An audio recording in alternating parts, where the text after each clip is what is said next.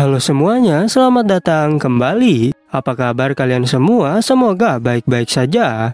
Pada video kali ini kita akan membahas spoiler lanjutan dari sebuah film animasi yang berjudul Against the Gods.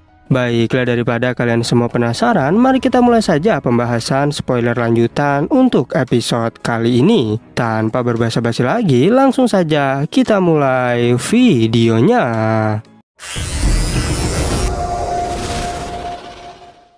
Cerita ini berlanjut, kita diperlihatkan Molly yang melakukan teknik bintang pencari. Dan hanya dalam sekejap ribuan mil telah berlalu. Namun Molly tak menyangka jika dunia Blue Polestar yang diciptakan oleh dewa jahat bisa sebesar ini. Tak berselang lama, akhirnya Molly sampai di benua Azure Cloud. Tapi dirinya juga tiba-tiba muntah darah. Yang hal itu membuat Yunce menjadi khawatir. Molly bertanya, di manakah tempat kau mati saat di benua Azure Cloud? Yunce menjawab, jika aku melompat dari ujung tebing awan. Tapi setelah itu, kesadaranku menghilang, dan aku tak tahu ada apakah di bawah tebing tersebut. Dikarenakan tak punya pilihan lain, Molly berniat untuk pergi ke sana secara langsung. Tapi Yunce melarangnya karena tempat itu sangatlah berbahaya. Namun Molly menjawab, jika kau tak perlu khawatir. Lagi pula, aku mengetahui tentang batas kemampuanku.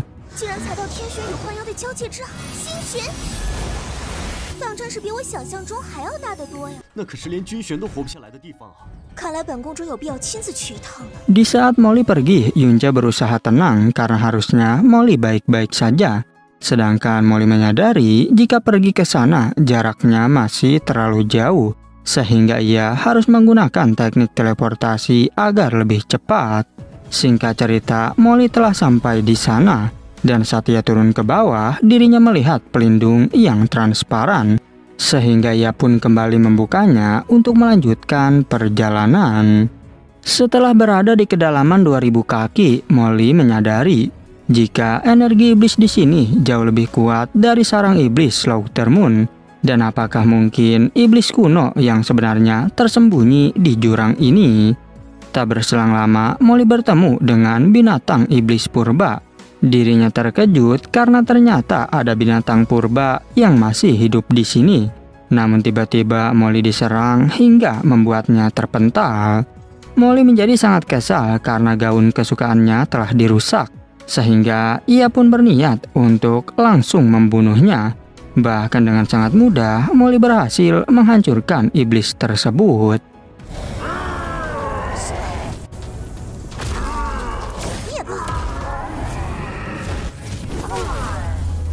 Setelah itu, lagi-lagi terdapat binatang iblis purba yang muncul di sana.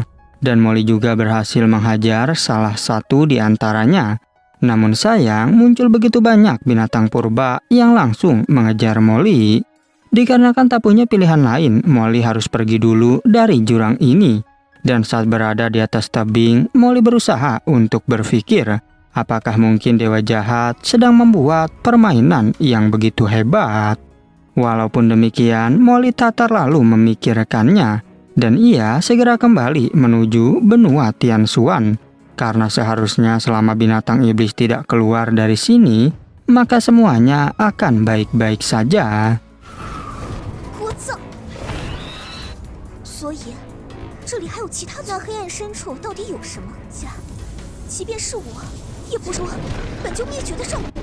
Kembali ke Yunce yang sedang bermimpi indah dengan istri-istrinya.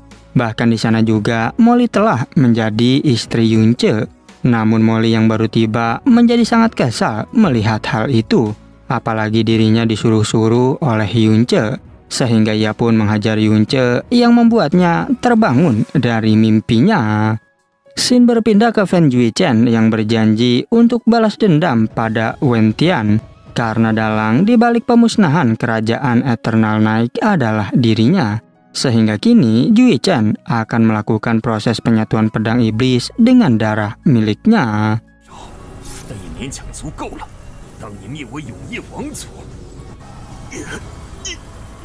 Kembali ke Yunce yang sedang bersama dengan Chang Yue.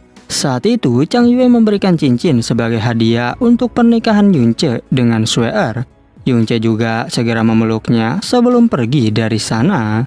Setelah kepergian Yunce, Chang Yue menyadari jika kehidupanmu adalah lautan dan bintang-bintang yang luas, sedangkan aku hanya bisa berusaha untuk mengejar dirimu.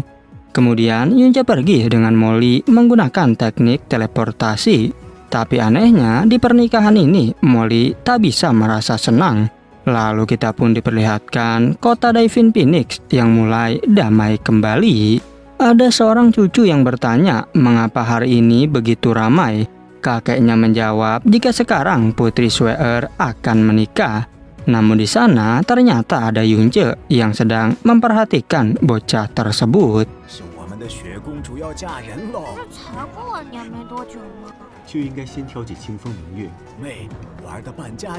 Kemudian Molly segera menyuruh Yunce untuk pergi ke pernikahan, sedangkan dirinya akan berjalan-jalan di kota ini. Yang hal itu membuat Yunce bertanya, apakah dirimu sedang cemburu karena kau tak mau ikut ke sana? Molly menjawab, jika aku tak merasa cemburu, lalu ia pun segera pergi begitu saja. Tak berselang lama, terlihat kakek tadi yang diintimidasi oleh seorang pria. Pria itu sangat kesal karena kakek tersebut menghalangi jalan tuan mudanya. Tapi di sini cucunya mencoba untuk membela sang kakek. Pria itu menjadi marah dan berniat untuk membunuhnya. Bahkan semua orang di sana khawatir dengan keselamatan dari sang kakek. Namun ternyata ada cucunya yang menggigit kaki dari pria tersebut. Pria tadi langsung menghajar bocah itu hingga terhempas. Tapi tiba-tiba datang Yunce yang segera menyelamatkannya. Ia juga membunuh pria tadi yang begitu sombong.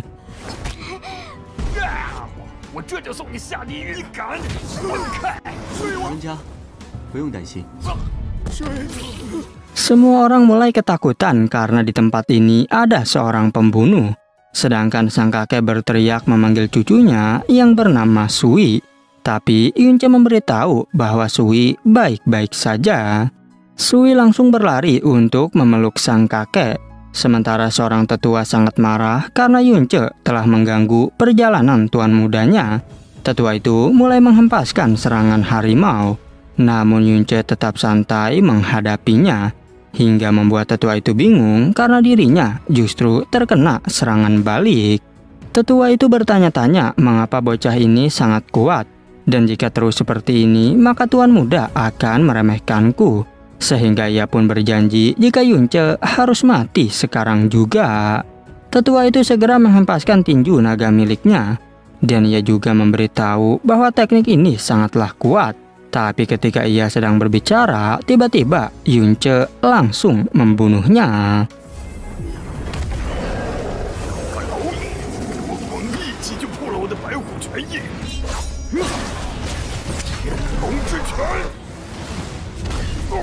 Kemudian Yunce menyuruh kakek dan cucunya untuk pergi, karena dirinya sendirilah yang akan mengurus masalah ini. Sedangkan dari sisi lain terlihat tuan muda yang sangat kesal karena telah diganggu oleh Yunce. Sang kakek begitu terkejut karena ternyata dia adalah tuan muda keluarga Duan. Bahkan dirinya berterima kasih pada Yunce sambil menyuruhnya untuk pergi.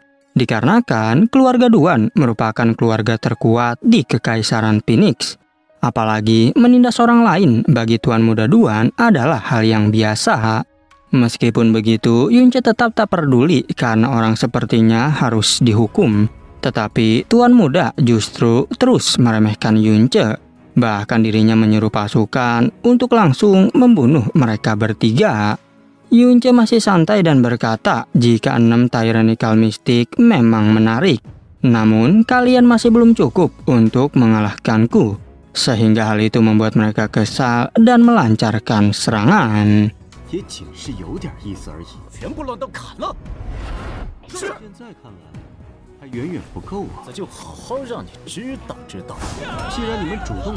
Di aula utama sekte Phoenix terlihat keempat pemimpin yang mengucapkan selamat pada Kaisar Feng.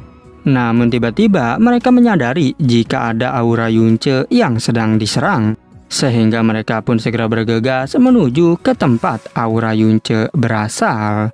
Kembali ke Yunce yang dengan mudah membunuh para pasukan. Dan hal itu membuat tuan muda mulai ketakutan. Bahkan ia segera berteriak untuk meminta bantuan kepada ayahnya. Pelayan wanita mulai mengirimkan transmisi suara untuk meminta bantuan. Yang kini tuan muda sangat senang sambil mengancam Yunce. Namun sayang, dengan cepat Yunce menghunuskan pedang tepat di depan lehernya. Di saat tuan muda semakin ketakutan, ayahnya pun datang untuk menyelamatkannya. Sampai-sampai semua orang berkata jika hidup Yunce pasti akan berakhir. Bahkan sang kakek juga segera memohon agar nyawa Yunce diampuni oleh tetua Duan.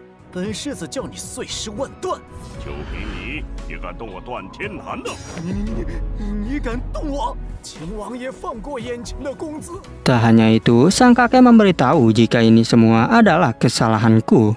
Namun Sui berkata, jika kakekku tak bersalah, tapi kalianlah yang melakukan kesalahan. Sehingga hal itu membuat seorang tetua berjanji jika kalian bertiga harus dihukum mati karena telah menghina Tuan Duan yang sangat terhormat. Seorang tetua mulai menghempaskan serangan, tapi Sui memberitahu kakeknya jika aku tak takut dengan orang jahat. Yang hal itu seketika membuat Yunce tertarik dengan bocah seperti Sui. Dengan cepat, Yunce berhasil menghalau serangan itu, yang membuat tetua tadi terkejut karena baru kali ini seorang emperor mistik bisa menangkis seranganku. Sehingga tetua She itu pun mulai menyerang kembali ke arah Yunce. Tanpa diduga, Yunce justru membunuh tuan muda lebih dulu. Yang hal itu tentu membuat ayahnya menjadi semakin marah. Bahkan ia menyuruh para tetua untuk membunuh Yunce sekarang juga.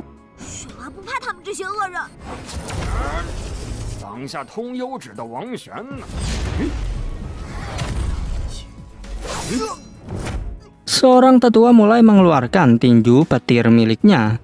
Sedangkan Yunce juga segera menggunakan api Phoenix yang hanya dalam sekejap langsung dapat membantai tetua tersebut.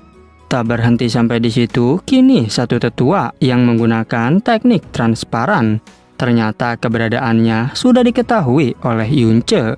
Bahkan saat hendak menyerang, justru dirinya terkena Frozen and Divine. Yang membuat tetua itu bingung bagaimana mungkin bocah emperor mistik bisa mempunyai teknik ini. Setelah berhasil membunuhnya, muncullah salju yang membuat Sui senang. Yunce bertanya, apakah kau takut terhadapku? Sui menjawab, tentu saja tidak, karena kakak adalah orang baik. Kemudian Yunce berjanji jika aku akan menghancurkan kejahatan di kota ini untuk dirimu. Sementara saat itu, ketua Duan sedang menuju ke arah Yunce. Tapi dengan mudahnya, Yunce berhasil membantai ketua Duan. Bahkan ia tak percaya jika bocah ini ternyata berani membunuhku.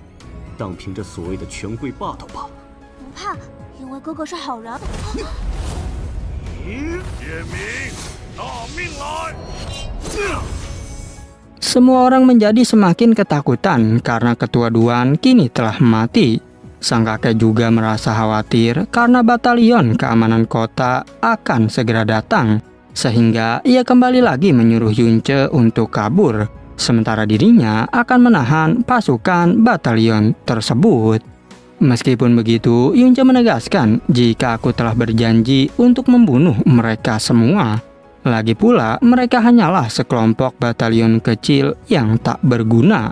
Bahkan jika Kaisar Feng datang ke sini, aku tetap akan melaksanakan janjiku. Kolonel Wei Fan tak menyangka jika ketua Duan telah mati. Sedangkan para prajurit mulai senang karena kedatangan kolonel itu. Mereka juga meminta agar Kolonel Wei Fan segera membunuh pelakunya, yaitu Yunce.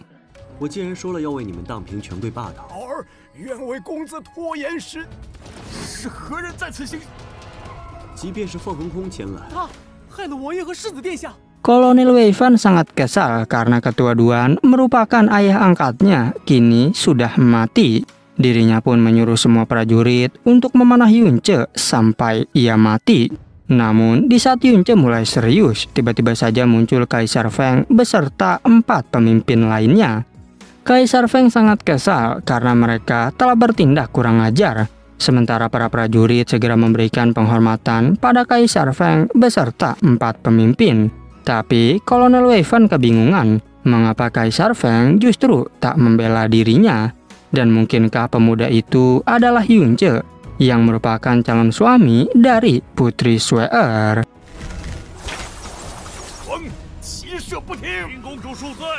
是他们，那便认真对待吧。 Dan pada akhirnya spoiler untuk episode 74 pun bersambung. Oke, cukup sekian, terima kasih untuk video kali ini dan sampai jumpa di video berikutnya.